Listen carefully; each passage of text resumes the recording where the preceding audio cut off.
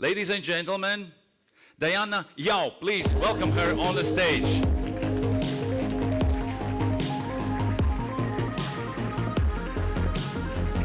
Thank you.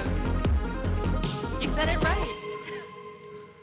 He was like, how do you say your name? I'm like, whatever you say is right. I'll just pretend like that's my name. Anyways, thank you guys so much for being here. It's been an electrifying morning, especially that dance. I'm kind of like, how do I start that here? Anyways, it's great to see you all here, and today I'm going to be talking about building products for emerging markets. Does everyone know what emerging markets mean when I say that word? Raise your hand if yes. Okay, sort of. Well, I'll help define it. First, a little story about why I'm so passionate about emerging markets. I went to China about 15 years ago when it was still pretty much emerging, and at that time, every person on the street, their mom and their grandmother, was trying to sell you something. And at that time, starting a business really meant if they were an expert at cooking something, suddenly they would just go to the side of the street and start making that and start making money from that. So I sensed that entrepreneurial spirit and that hustle in emerging markets, and it was extremely, extremely contagious. And that was what inspired me to then be really passionate about emerging markets, because I saw all of this activity, all of this potential that had to be there. And since then, since 15 years ago, I've traveled to over 80 countries, the majority of those being emerging markets, and seeing some of the innovation from that.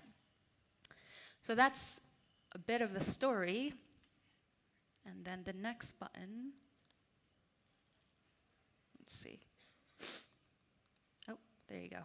Okay, a bit about myself. So I'm Dianna Yau. I've done product strategy, marketing at Google, IBM, Rocket Internet, and now I'm building products for the next billion people at Facebook. And why that's so inspiring for me also, because we're seeing the next wave of innovations coming from emerging markets and setting the model. So today my goal is to help you understand why you should be building products for emerging markets, and then secondly, how. So when we talk about emerging markets, I get really excited because I feel like I'm like Christopher Columbus, expanding the frontiers of our understanding of the world, of people, and going to emerging markets is exactly that. There's a mystery with some of these markets when we talk about China, where the culture is extremely different. You go to India, the culture is extremely different, and all of the products have to be localized in order to get adoption. So that makes me really excited. Okay. And for businesses, there's an overwhelming amount of opportunity. It's an untapped, some of these places are untapped markets. These places are getting internet for the first time. So if you as a business expand to some of these places, you're basically one of these users' first exposure to the internet, to a certain product, whether it's e-commerce. So we'll go into a bit of that detail today. Okay. So questionnaire, who wants to be a millionaire? So what percentage of the world are living in emerging markets today? So I'm going to do a poll. Who thinks it's 30%? Raise your hand. Okay. Okay. Who thinks it's 70%? Raise your hand. Okay. And who thinks it's 90%? Raise your hands. Okay, some people didn't participate. Okay, so about 86% of the world are living in emerging markets today. So almost 90% of the world.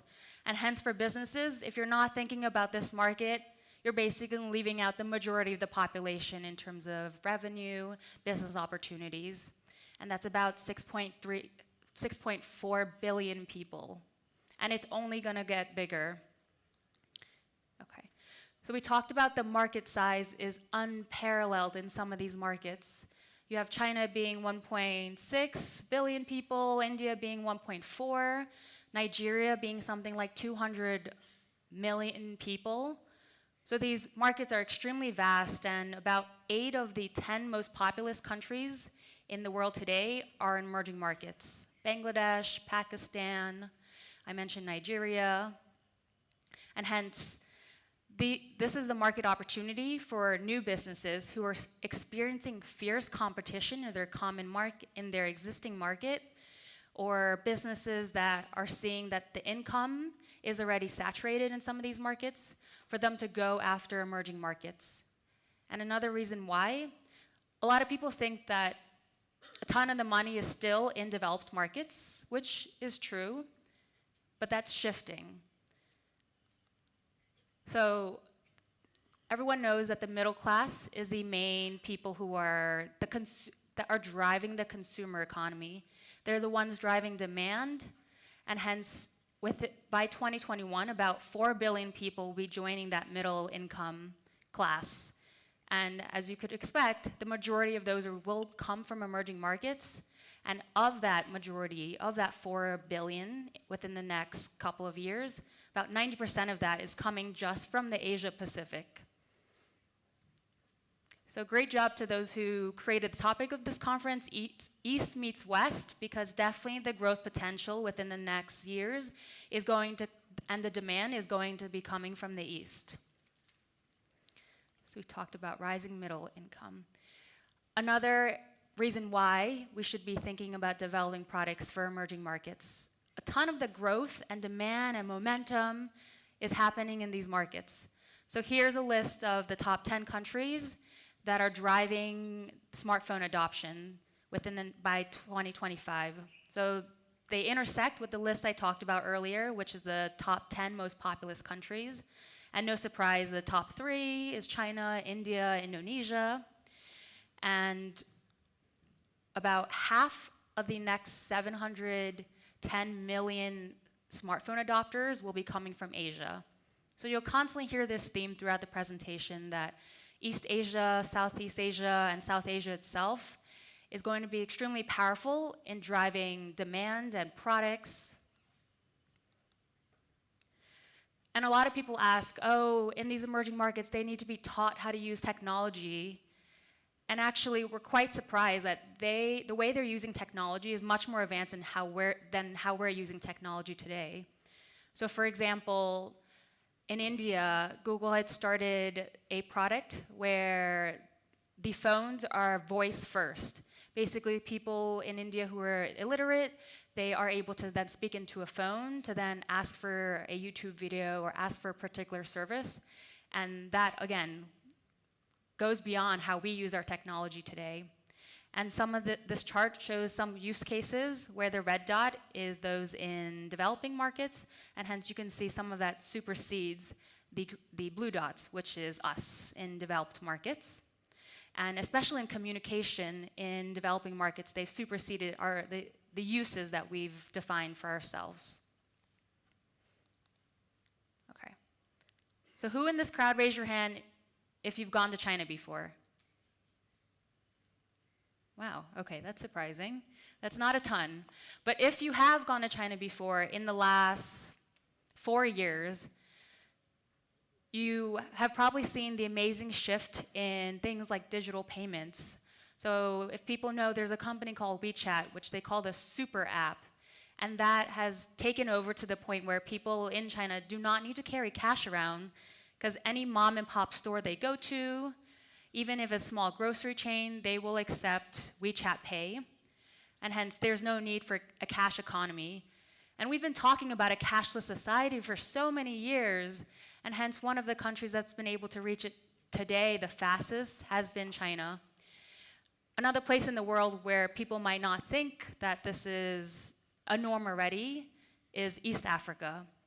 So raise your hand if you've heard of a company called M-Pesa.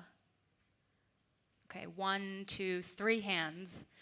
Interesting. So M-Pesa started in Kenya, and this product is really interesting because they were targeting the unbanked. You can imagine in some of these countries, even starting a bank account is extremely expensive. So hence, a large population, if they have money, they keep it under the mattress, they keep it under their pillows, and there was no way for them to store their money in any way.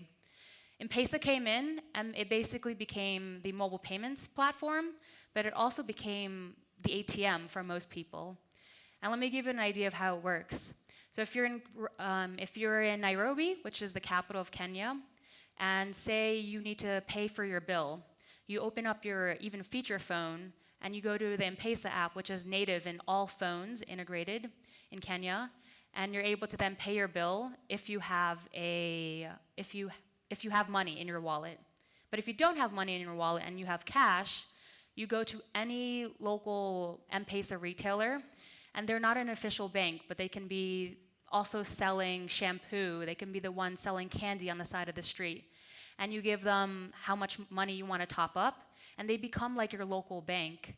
And then a percentage is taken, maybe 1%, 2%. And this has completely revolutionized the banking system in parts of East Africa, and much of the world has looked to this type of model in order to construct the future banking system. So hence, the thesis there is that emerging markets are actually leapfrogging and leading innovation, and we should be looking to these markets to ask ourselves, what is the future of innovation? Digital payments growth is led by the Asia Pacific, Africa, and Latam, not necessarily by developed markets. I was in Germany yesterday, and even the train system, you go to try to take the train in Berlin, and they don't take a foreign credit card in some places. And I was so shocked. And in the US, also mobile payments has not really picked up, even though there are products like Apple Pay and Google Pay. But penetration in some of these places are over 60%, like in East Africa, like in China, and also some parts of Southeast Asia, where this is the first introduction of them being able to use money liberally, and hence it's going to stay. This is another chart showing that the majority of mobile money is coming from Africa and Asia Pacific. So if you look at the percentages, okay. And this is a really interesting example. Who here has money within cryptocurrency? Raise your hand. Okay. A lot more. Wow. Okay. So cryptocurrency has picked up in a lot of developed markets, but particularly in certain emerging markets. Here I have a flag of Venezuela and Argentina. So if anyone knows the situation that's going on in Venezuela, they are experiencing inflation at 1,000,000%. That is the highest inflation in a long time, since World War II. And because of that reason, it has forced them to adopt cryptocurrency as a reliable source of a place to store value. Another example is Argentina, where inflation rate is something like 50% over the last couple of years. And they've also been forced to adopt cryptocurrency because the economic woes that are going on. And hence, some of these countries, because of their economic situation, might be forced to adopt cryptocurrency more widely than some of the other developed markets that we live in. And that, for me, is extremely interesting, because they might get there first, even if we in the US or in developed markets created this concept. So when we talk about emerging markets, we talk about startups, innovation. A lot of people think, oh, all of these companies are the copycat of Uber and Airbnb. And yes, at first that could be true in terms of them copying a successful model, scaling it, localizing it. But then after that, there's a wealth of innovation that's coming from these countries who at first were copycatting. So some examples.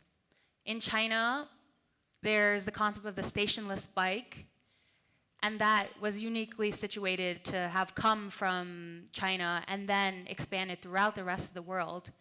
And if people don't know what I'm talking about, it's companies like Ofo Bike. And basically, they would have a horde of bikes, hundreds in one location, and people would just, through the swipe of an app, be able to unlock one of those bikes.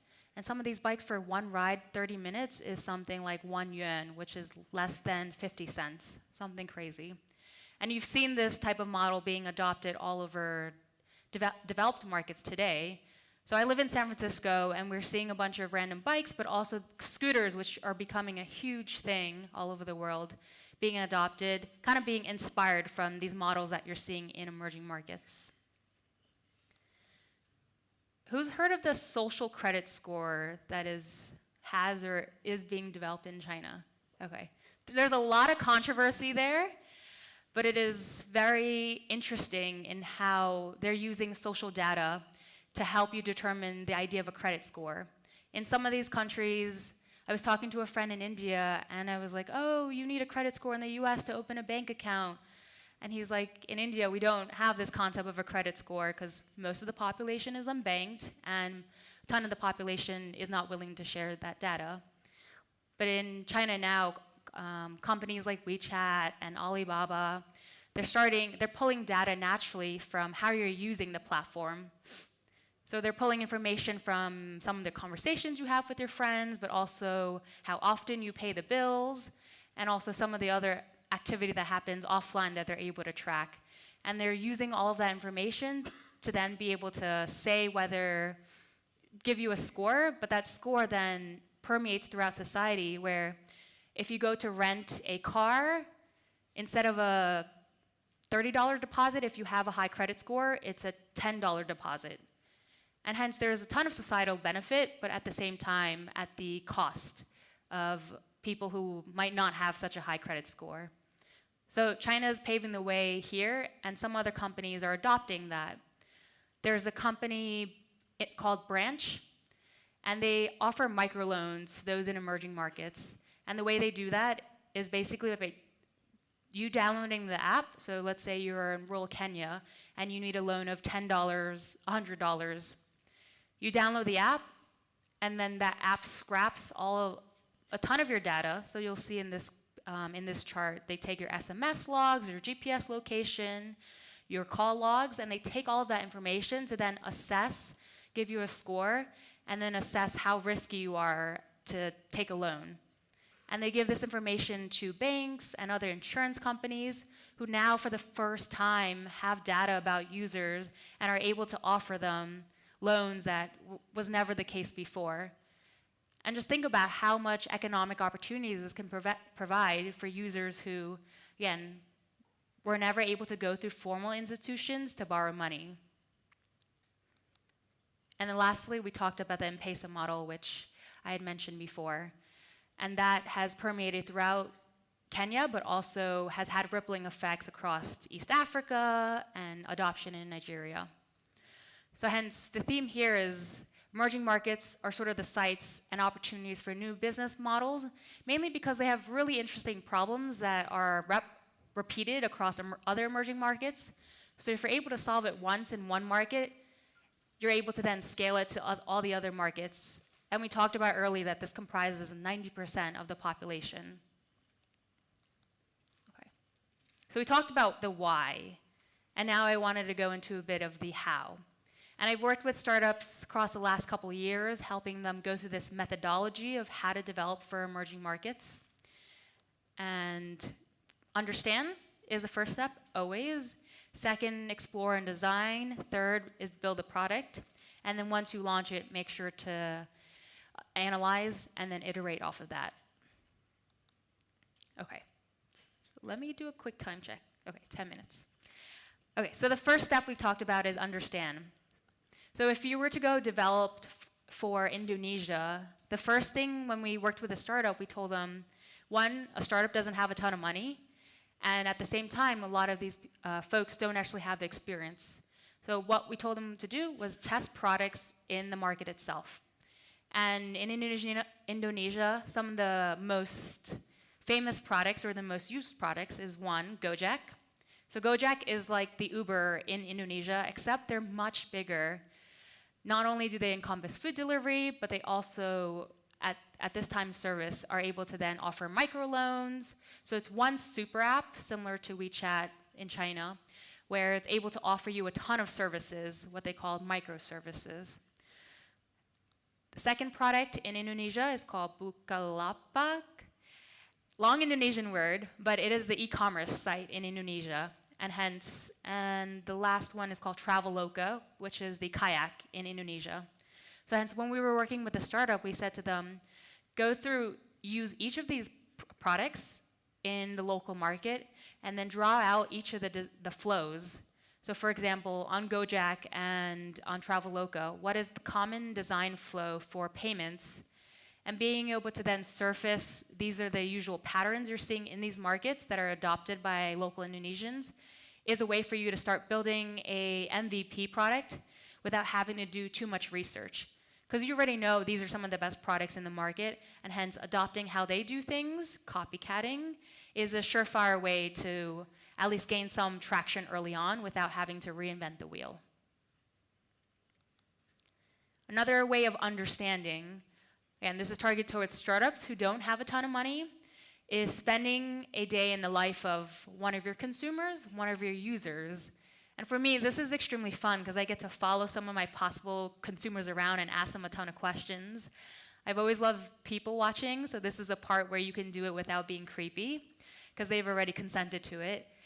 And how we worked with the startup here was we were in a emerging market startup actually wanted to expand to Germany, and we followed a typical German businessman throughout the day, and we learned we're able to get one of the requirements for the product, which was a ride-hailing product. And as many of you know, Germans are very on time. They're very serious about it.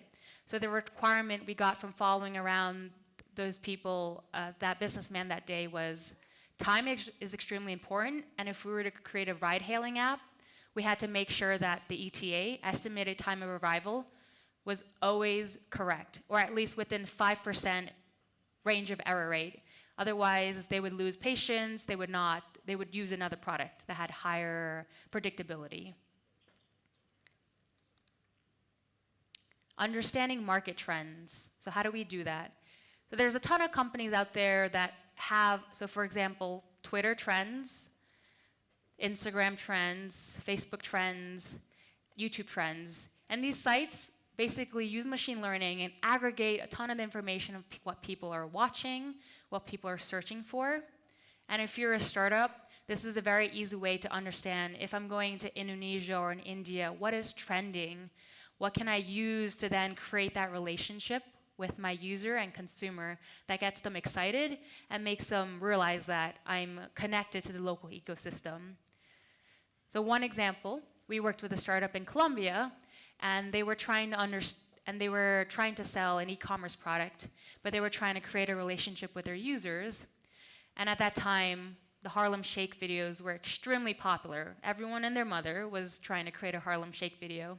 So our recommendation for them to create digital ads was to create a similar video based on the personality of what they were trying to sell, and then launching that to create the customer relationship. And that video, along with most other Harlem Shake videos, went viral, and then that was what got people to understand their brand and also understand that they felt a relationship with this brand that was an e-commerce brand. And then Google Trends is another product that is pretty useful. Explore blogs and market research reports. So a ton of this exists out there, but again, for those startups who want an easy way to understand who's who in the local market, using the tech blogs in these local markets. For example, if you wanted to learn about startups, business in Asia, tech in Asia is your blog to go to. If you wanted to learn about startups in Latin America, there's a company called Latam Tech. In the Middle East, the Next Web.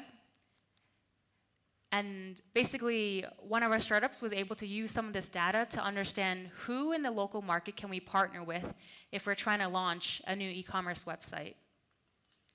We talked about market research reports. So the GSMA is really good in aggregating a ton of data to help people understand mobile trends, smartphone adoption, startups, etc. So this one is specific to Asia Pacific. The World Economic Forum is also a really good source of truth. We worked with a startup who had a particular goal to expand to certain emerging markets. And they had to ask themselves, where is the highest mobile payments penetration? And through studies from the World Economic Forum and the GSMA, they were able to narrow down a list of the top 5 countries that had mobile payments and focus on those countries. So that's a way that this could be really useful for startups. Okay. So if you are a big company, you cannot take the risk of having faulty data like some of the startups. For the startups, you have low resources, not necessarily, and hence you have to think of ways to hack to find some of this research. But if you're a large company, you have the luxury of going to the Nielsen's of the world and getting actual data or creating your customized research. So hence, market research is so key to the understand process. Some of the top global market research companies, Nielsen, Kantar, no surprise, and hence, as a large company, if you wanted to go expand in Indonesia or in India, they have existing reports or they're willing to help you create a customized report.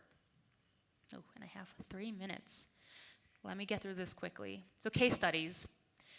How consumers purchase in the Philippines. So we went down to the ground in the Philippines and understood that people there, a large population, are living paycheck to paycheck.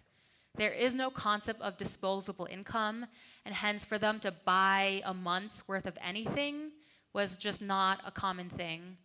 And hence we were working with a local company who was an e-commerce company that took monthly subscriptions, similar to how you pay for Amazon Prime for a year. But we understood that in this local population, the majority of the population didn't have the luxury to be paying a monthly subscription. So what we advised them to do was actually charge per transaction and charge a higher margin, and that helped them be able to drive additional revenue from the volume that they had from those emerging markets. Okay. In Brazil, so what's really common in Brazil regarding payments is paying in installations. If you were to buy a $100.50 plane ticket on the kayak equivalent in Brazil, you would be able to divide that across 6 payments that you would not have to pay, that you would pay throughout the rest of the year. And hence, installment payments in Brazil is extremely necessary for e-commerce websites, any luxury brands, if you're selling in Brazil. And this was an insight that we then delivered to a startup that was trying to expand e-commerce in Brazil. Okay. Mobile payments in Kenya, we talked about this. The startup that was trying to expand into Kenya, we basically advised them that you should, it was a startup that was trying to do microloans, and we advised them you could partner up with the M-Pesa of the world and take the data around transactions that people are using on M-Pesa, and then use that to then gauge whether someone is likely to pay back a loan or not and their risk factor. So I'll speed through the rest of it. Basically, the understand work is the pivotal part of expanding in emerging markets because some of the cultural elements, some of the ways you localize are so different in those markets versus what we understand in the places where we live. And hence, developing that empathy is key to everything. And if that's not done right, everything else that follows here is not going to matter. So the next step is building an MVP prototype, which is important, and making sure that it really is MVP. People spend 6 months building an MVP, and that's not really an MVP. When you build the products, make sure you get the basics right. Things like language localization are so important that a lot of companies don't get right. Things like quality testing an app so it's not buggy and it's not a bad experience for those in emerging markets who sometimes lose patience if they're not able to use the product correctly. And then a second part of building the product is making sure you're logging all the events to understand whether your product has glitches or where there are huge drop-off rates that you can optimize. And then after that, you launch. But after launching, it doesn't mean you can just sit back and chill. This is actually one of the most important parts of the product process. After you launch, making sure that you analyze and then from that understand where the drop-off rates are of your product, understand areas where people are confused, understand places where they submit questions on particular parts of the product flow that are not as intuitive. And you can get some of that qualitatively. So user research a lot of times comprises of people then going to sitting their users down, watching them go through the product one by one, and then seeing and asking them to do a particular task and seeing if they can accomplish that. So that's part of the user research process. And lastly, is then understanding whether you have product market fit. The product market fit, for those who know, is defined by when your attention curve flattens out. So here you'll see the green line, there is no product market fit because over time, the product usage is at 0%. If you do have product market fit, even if it's at 10%, that means the curve flattens out. And only until then are you then able to scale as part of the product development process. So that was a quick journey through, again, why you should be developing for emerging markets, because it is the next wave of innovation, market opportunity, and hence also the highest area for growth and highest area for impact. And lastly, I walked you through some of the hows, and this is mainly targeted towards startups. So thank you guys so much for your time.